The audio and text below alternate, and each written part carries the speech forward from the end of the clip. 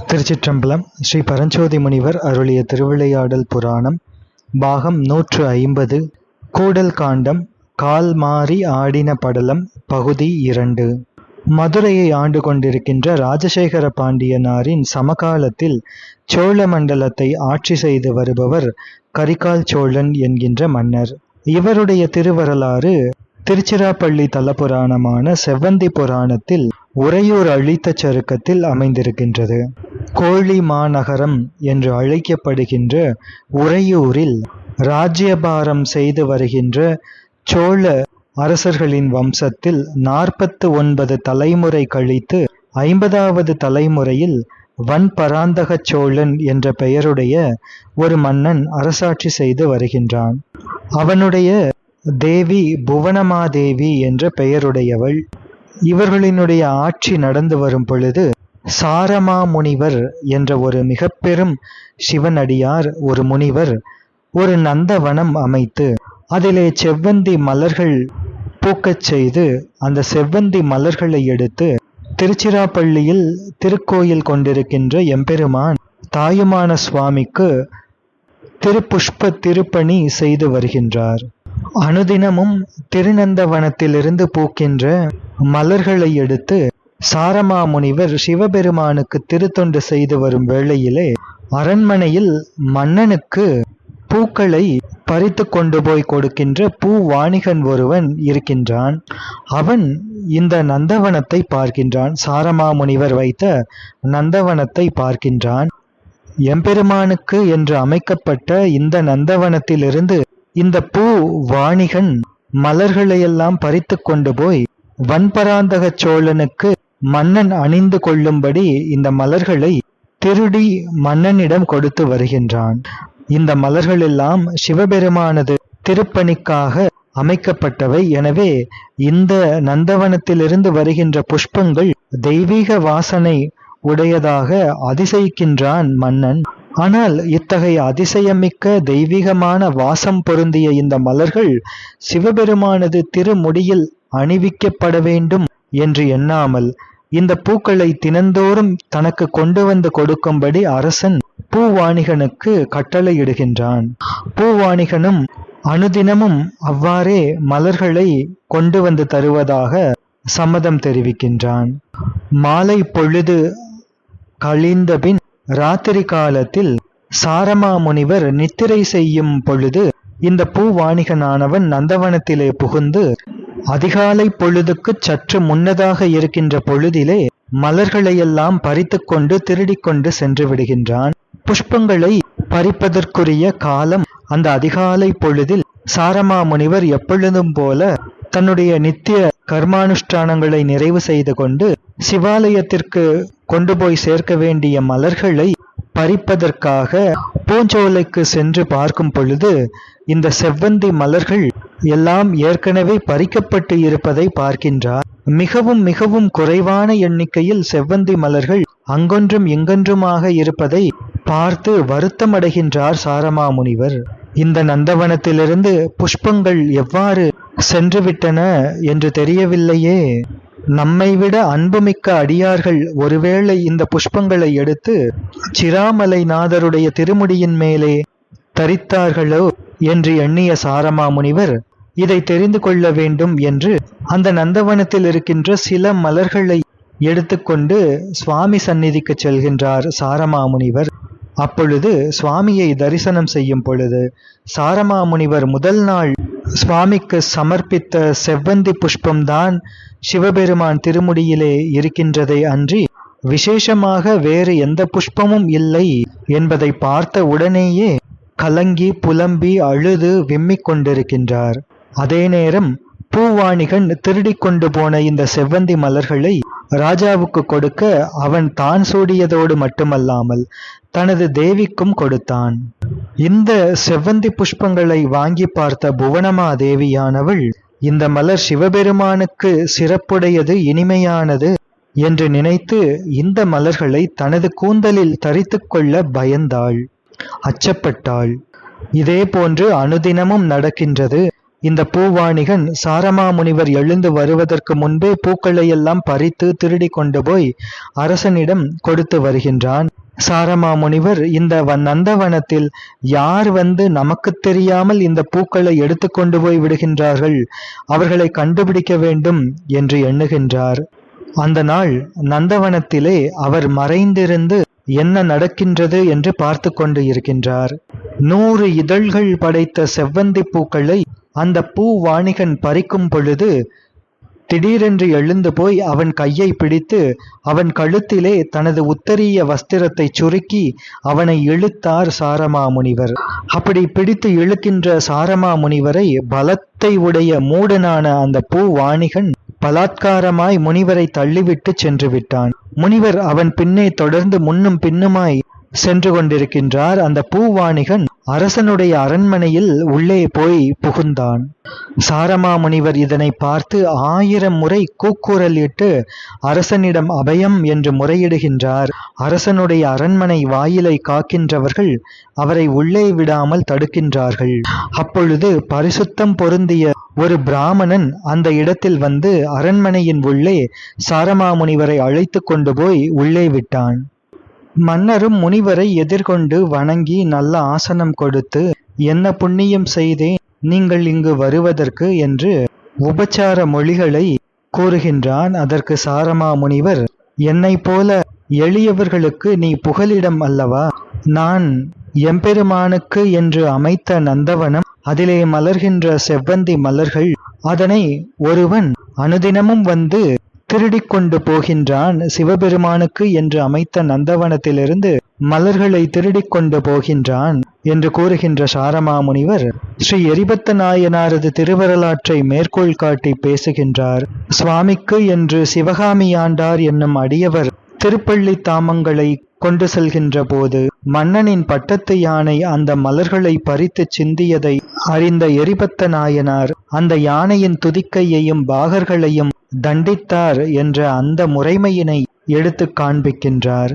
அதோடு சிவபெருமானின் வழிபாட்டிற்காக அமைக்கப்பட்ட பூவை, புஷ்பத்தை அந்த நாட்டு ராணி எடுத்து முகர்ந்து பார்த்ததை பார்த்த செருத்துணை நாயனார் இறைவனுக்கு இருந்த பூவை முகர்ந்து பார்த்த ராணியின் மூக்கை வெட்டினார். அங்கே வந்த மன்னரோ நடந்ததை என்ன என்று கேட்டு தெரிந்து கொண்டு விட்டு, முதலில் அந்த புஷ்பத்தை எடுத்த ராணியின் கைகளையல்லவா வெட்ட வேண்டும் என்று மன்னர் தன் மனைவியின் கைகளை வெட்டினார். ஆக இறைவனுக்கு அர்ப்பணிக்கப்பட்ட புஷ்பங்களை தவறான முறையில் எடுத்து பயன்படுத்துபவர்களுக்கு என்ன தண்டனை என்பதை பெரிய புராணத்திலிருந்து மேற்கோள் காட்டி பேசுகின்றார் சாரமா முனிவர். அதோடு தத்துவ ஞானத்தையும் போதிக்கின்றார். அந்த மன்னனுக்கு நிலையாமை என்ற தத்துவத்தை போதிக்கின்றார் சாரமா முனிவர். இந்த பகுதி மிக மிக முக்கியமான பகுதி. ஏனென்றால் இந்த உலக வாழ்க்கையின் நிலையாமை, இந்த உடலின் நிலையாமை, இவைகளைக் கண்டு இவற்றின் மீது உவர்ப்பு வந்தால்தான் எம்பெருமானின் திருவடியைச் சேர வேண்டும் என்ற எண்ணம் உதிக்கும். சாரமா முனிவர் அருளுகின்றார், இந்த சரீரமானது புழுக்கள் பொருந்தி இருக்கின்ற சுமை, துர்கந்தமான மலங்களின் கூட்டம், புலால் நாற்றத்தை உடைய நிணமும் தங்கியது, ஈரலும் சீயும் வழிந்தொழுகப்பட்ட செய்யாகிய இடம், பெருங்குடலும் சிறுகுடலும் உதிரமும் நீரும் பொருந்திய மூளையின் பொதி. எனவே இப்படிப்பட்ட அசுத்தமான உடலை ஒரு பொருளாக எண்ணலாமா? இந்த சரீரமானது மண்ணை உழுது பறிக்கின்ற நரிக்கூட்டங்களுக்கு ஆகாரமாக உதவப்பட்ட பொருள் ஆகும். கழுகு காக்கைகளுக்கு புசிப்புக்கு இடமாய் காட்டிய களஞ்சியம் இந்த சரீரம். அக்னிக்கு விறகாய் பற்றி எரிந்து சாம்பலாய் போகப் போவது இந்த சரீரம். அப்பேற்பட்ட இந்த உடலை அழகு பொருந்தும்படி அலங்கரித்தாலும் கூட இது அழிவது நிச்சயம் என்று சாரமா முனிவர் சொல்கின்றார். இந்த சரீரம் நரம்புடன் எலும்பும் தோலும் நட்டி கட்டப்பட்ட அற்பமான குடிசை, அளவில்லாத வியாதிகளுக்கெல்லாம் பெரிய பாத்திரமாக இருக்கக்கூடியது இந்த உடல். திறங்குதலை உடைய நரையும் திரையும் துன்பங்களுமாகிய இவைகள் புதைத்த சிறிய அறைதான் இந்த உடல். இந்த உடலின் தன்மை இப்படிப்பட்டது என்று நீ அறியவில்லையே அரசனே. இப்படிப்பட்ட உடலை அலங்கரிப்பதற்காகவா சிவபெருமானுக்கு அமைக்கப்பட்ட நந்தவனத்திலிருந்து திருடிக் கொண்டு வந்த மலர்களை நீ உபயோகப்படுத்தினாய் என்று சாரமா முனிவர் மன்னரிடம் நடந்த உண்மையை அறிந்து கொண்டு மன்னருக்கு உபதேசம் செய்கின்றார். உன்னுடைய நிலையில்லாத இந்த உடலிலே இருக்கின்ற தலை முடிக்கா சிரசிலே கங்கையை தரித்த சிவபெருமான் விரும்புகின்ற செவ்வந்தி மலரை நீ முடிப்பாய் என்று கேட்கின்றார் சாரமா முனிவர். அல்லது அரசனை, மாதர்கள் பெண்களின் மேல் கொண்ட இச்சையால் அவர்களுக்கு இந்த மலர்களை கொடுக்க வேண்டும் என்பதற்காகவா இவ்வாறு செவ்வந்தி மலர்களை நீ பறித்து கொண்டாய்? பெண்களின் உடல் அது பேதை பருவம் முதல் பேரிளம் பெண் பருவம் வரையில் மாறிக்கொண்டே இருக்கக்கூடியது. மலம், மாம்சம் முதலியவைகளை வெளியே வைத்து பார்த்தால் கூரிய நகங்களை உடைய பருந்துகளும் காகங்களும் முல்லை போல கூர்மையான மூக்கை உடைய கழுகுகளும் தங்களுக்கு விருந்து வந்துவிட்டது என்று இந்த உடலை தின்ன முயற்சி செய்யும். ஒருவேளை இந்த உடலை தோல் வைத்து மூடி இருக்காவிட்டால் இதுதான் நடக்கும். எனவே பெண்களினுடைய மேனியை நோக்கி இச்சித்து செவ்வந்தி மலர்களை அவர்களுக்கு கொடுப்பதற்காக இவ்வாறு செய்தாயா? கரிய நிறத்தை உடைய காலனானவன் உயிரை பறித்து கொண்டு போய் விட்டால் இந்த உடம்பு விறகுகளாகிய புஷ்ப சயனத்தில் அடைந்து நெருப்பானது பொருந்தும் பொழுதும் சுடுகின்ற நாற்றமே காட்டுமன்றி இந்த செவ்வந்தி மாலையின் மனம் அந்த உடம்பிலே காட்டப்படுமா, தோன்றுமா? இதனை நீ தேர்ந்து உணர்ந்து கொள் அரசனே என்று சொல்கின்றார் சாரமா முனிவர். அரசனே கேளும். இந்த தலை முடிக்கு சண்பக தைலத்தை தடவி குளிர்ந்த பனிநீரினால் தழையும்படி அபிஷேகம் செய்து ஒளி பொருந்திய வாசனை புகைகளை கொடுத்து கஸ்தூரியினால் அந்த முடியை பரிசுத்தமாகும்படி மெழுகி பூந்தாதுக்கள் பொருந்திய சுகந்தமான மலரையும் சூடிய அந்த தலை முடியானது வெண்மையான புகை நிறத்தை உடையதாகி அதுவும் கழிந்து இறந்து வெள்ளை தலையான போது இந்த முடிக்கு இப்படியெல்லாம் நீ சூட்டி அழகுபடுத்திய அந்த செவ்வந்தி மலரையும் அந்த வெள்ளை மண்டை ஓட்டுக்கு நீ அணிவித்துக் கொள்வாயோ என்று கேட்கின்றார். இந்த உடலானது எப்பொழுது அழிந்து போகும் என்பதே தெரியாது, உணர்ந்து கொள்ள முடியாது. மாதாவின் கர்ப்பத்திலே உண்டான போது மின்னல் போல உடனே அழியவும் கூடும்.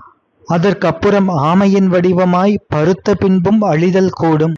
பின்பு சரீரம் உருவாகி முன்பு போல அழிந்து போகவும் கூடும். பிறந்த உடனேயே அழிந்து போகவும் கூடும். மாதர்களுடன் கூடி சுகிக்கும் போது அந்த சுகம் அனுபவிக்கும் போதே கூட அழிந்து போகும். அல்லது நரைத்து சரீரம் தேயும் காலத்திலும் அழிந்துவிடும். பேயை போல புசிப்பிக்கும் திரிந்து தள்ளாடி அலைகின்ற முதிய பருவத்திலும் கூட இந்த உடல் அழிந்து போகும். எனவே பொன்னை போல போற்றி வளர்த்தாலும் இந்த உடம்பானது நிலையில்லாமல் அழிந்து போய்விடும். எனவே எம்பெருமான் இந்த உடலை கொடுத்தது தவம் செய்வதற்காக அன்றோ? இந்த உடலை கொண்டு சிவபெருமானை ஒருவன் இகழ்ந்து பேசுகின்றான் என்றால் அவன் இறந்து பிணமான போது அந்த சரீரத்தில் உள்ள மாம்சத்தை பார்த்து அதை அருந்துவதற்காக வருகின்ற கழுகும் நரியும் கூட இவன் சிவபெருமானை இகழ்ந்து பேசியவன் என்ற காரணத்தினால் இந்த மாம்சத்தை அருவருத்து இது பாவிகளின் மாம்சம் என்று கழுகும் நரியும் கூட அவன் உடம்பை கக்கி தள்ளிவிடும். சிவபெருமானை இகழ்ந்து பேசுவது அவ்வளவு பெரிய பாவம் என்றால் சிவபெருமானுடைய திரவியத்தை அபகரிப்பது கடும் பாதகம். சிவபெருமானுடைய திரவிய பொருட்களிலே சிறிதாவது அணு அளவாவது ஆசை வைத்து எடுத்து கொண்டவர்கள் 9 விதங்களில் உண்டாகிய 7 கோடி நரகங்களையும் அடைந்து மகத்தான துன்பங்களை அனுபவித்தும் அந்த பாவம் தொலையாமல் மறுபடியும் பூமியில் அவர்களுக்கு பிறவி கிடைத்து அவலமான கஷ்டங்கள் பொருந்திய வெப்பமான குழிகளிலே புழுக்களாக பூமியிலே கோடி ஜென்மங்கள் எடுத்து உழல்வார்கள். பின்பும் உண்மையாகவே கடுமையுள்ள யமனுடைய ஆயுதங்களாலே வெம்பி துன்புறும்படி தண்டிக்கப்படுவார்கள். செக்கிலே போட்டு அரைக்கப்படுவார்கள். அக்னியில் போட்டு கொளுத்தப்படுவார்கள். அது மட்டுமல்ல, எந்நேரமும் துக்கங்களும் பிணிகளும் சூழ்ந்து வருந்தும்படி சுழல்வார்கள். பின்பு இறந்து அந்த பாவசேஷத்துக்காக பிறவி கிடைத்து பன்றியும் கோழியுமாய் கோடி ஜென்மங்கள் ஆவார்கள். சிவாலயத்திற்கு உரியதாக இருக்கின்ற மானிய நிலங்களும் கிராமங்களும் மகைமைகளும் தானியமுமாகிய நெல் முதலான தனங்களும் பொன் முதலாகிய நவமணிகளும் மற்ற தான பதார்த்தங்களும் மேலான நிறைந்த கோயிலின் உள்ளே விதித்திருக்கின்ற பூஜா திரவியங்களும் அரிசி முதலான பண்டங்களும் கோவிலுக்கு விட்ட மாடுகளும் ஆடுகளும் ரிஷபக் கொடியை உடைய சிவபெருமான் அமிர்தம் செய்வதற்குரிய நைவேத்தியங்கள் ஆகும். தண்டிகேஸ்வரரினுடைய சந்நிதி முன்னே கொடுத்திடும்படியான மாலையும் ஆரங்களும் உண்ணப்பட்ட அன்னமும் உடுத்தப்பட்ட வஸ்திரம் முதலிய ஆடைகளும் மற்றும் உள்ள பொருட்களும் எண்ணத்தக்க ஆலயத்தின் புறம்பில் பொருந்திய வண்டுகளையுடைய அழகான பூமாலைகளும் தமக்கு வேண்டும் என்று நல்ல மாட்சிமை உடையவர்கள் மனத்தால் கூட விரும்ப மாட்டார்கள். சிவத்ரவியங்கள் தனக்கு வேண்டும் என்று சான்றோர்கள் ஒருபோதும் மனத்தில் கூட நினைக்க மாட்டார்கள். அப்படிப்பட்ட சிவ திரவியத்தை, அந்த செவ்வந்தி மலர்களை நீ எடுத்துக்கொண்டாயே அரசனே, நான் இதுவரை சொன்ன சொற்கள் எல்லாம் உன்னுடைய காதுகளுக்குள் புகவில்லையா? உடம்பினால் ஆன பயனை நீ இழந்துவிட்டாயே அரசனே. உலகத்தில் ஒருவனுக்கு வாலிபமும் ராஜ்ய அதிகாரமும் மாட்சிமைப்பட்ட பெரிய பொருளும் செல்வமும் அதன்மேல் அறிவில்லாமையும் ஆகிய இவைகளுள் ஒன்று பொருந்தினாலும் அவனுடைய நல்ல ஒழுக்கமும் அவன் பிறந்த குடிமையும் கெடும். எனவே நீயே நினைத்து பார் அரசனே. ஒரு அரசனுக்குரிய ஆபரணம் என்பது நல்ல கீர்த்தியை பெறுவது, பகைவரால் ராஜ்யத்துக்கு இடையூறு இல்லாமல் செய்வது, இந்த பூமியை காத்து ரட்சிப்பது, இவைகளே அரசர்களுக்குரிய ஆபரணங்கள். அதுவன்றி வெண்மையான வஸ்திரம் முதலியவைகள், வெள்ளை நிறமுள்ள வைரம் முதலான மணிகளால் செய்த ஆபரணங்கள், சரீரத்தை அழகு செய்தல், சாமரை வீசுதல், நீராடுதல், இவைகளெல்லாம் அரசனுக்கு ஆபரணமில்லை. உண்மையான ராஜலட்சணத்தின்படி இல்லாத அரசனுக்கு இந்த அலங்காரங்கள் எல்லாம் சரீரத்தில் உண்டாகிய புண்கள் போன்றவைதான். இந்த புண்களில் உண்டாகும் உதிரப்புணல் போல் எளிவாகும் என்று சாரமா முனிவர் கூறுகின்றார். அரசன் செங்கோன்மை மாறி கொடுங்கோன்மை செய்தான் என்றால் அவனுடைய அரசாட்சியிலே இருக்கின்ற அந்தணர்கள் தமக்குரிய ஜீவகாருண்யத்தை பேண முடியாமல் போய்விடுவார்கள். பசுக்கள் பாலை கொடுக்காமல் மறுக்கும். வேத ஆகமங்களாகிய முதல் நூலை உடைய பிராமணர்கள் மந்திரங்களை மறந்து விடுவார்கள். எனவே யாகாதி புண்ணிய கர்மங்கள் நடக்காது. அப்போது இந்திரன் முதலிய தேவர்கள் ஹவிசாகிய உணவை பெற முடியாமல் போய்விடும். அதனால் மேகங்கள் மழை பொழியாது. இவையெல்லாம் அரசனுடைய கொடுங்கோன்மையினாலே உண்டாகும். இந்த உலகத்திற்கு 3 கண்கள் உண்டு. அவை தெளிந்த சிந்தனை உடைய அரசன் ஒரு கண், நீதி நூல்கள் மற்றொரு கண், சூரியன் இன்னொரு கண் என்று 3 கண்கள் இந்த உலகத்திற்கு உண்டு. இந்த 3 கண்களிலே அரசன் என்கின்ற கண்ணானது மயங்கி பிரகாசமின்றி மறைந்துவிட்டால் மற்றைய 2 கண்களாலும் இந்த உலகத்திற்கு பிரயோஜனமில்லை. சாரமா முனிவர் மேலும் சொல்கின்றார், பயிருக்கு காவலாய் இருக்க வேண்டியது வேலி. அந்த வேலியே பயிரை மேய்ந்திட விரும்பினால் என்ன செய்ய முடியும்? இப்படியெல்லாம் கூறிய சாரமா முனிவர், இந்த பூவாணிகன் இறைவனுக்கு அமைத்த நந்தவனத்திலிருந்து செவ்வந்தி மலர்களை பறித்து கொண்டு வந்து உனக்கு கொடுக்கின்றான். இதனை நான் உன்னிடமே முறையிட வந்திருக்கின்றேன் என்று சாரமா முனிவர் அரசனிடம் தெரிவிக்கின்றார். தொடர்ந்து சிந்திப்போம். திருச்சிற்றம்பலம்.